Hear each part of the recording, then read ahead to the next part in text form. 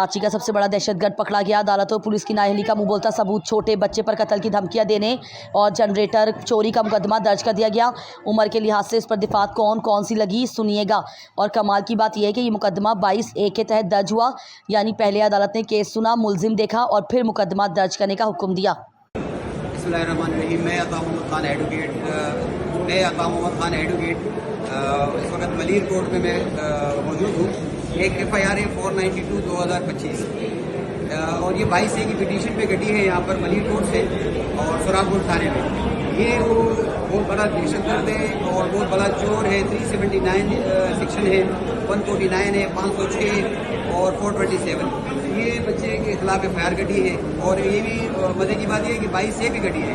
8 number ADJ साहब ने order दिए थे मलिर के और फिर उसके बाद सुरागपुर थाने ने इस बच्चे के खिलाफ, इस बच्चे का नाम रहीमुल्लाह है, इस बच्चे के खिलाफ FIR काटी और ये अपनी बेल करवाने आए कोर्ट से। डिस्ट्रिक्ट के सेशन जज साहब के कोर्ट में हम मौजूद हैं मलिर के और यहाँ पर ये अपनी बेल करवाने आए। ये बच्चा देखते इसकी उम्र देख और ये कत्ल की धमकियाँ दे रहे हैं और 90,000 का बहुत बड़ा जनरेटर है वो चोरी करके लेके जा रहे हैं। ये इसके खिलाफ ये एलिगेशन है और ये FIR है।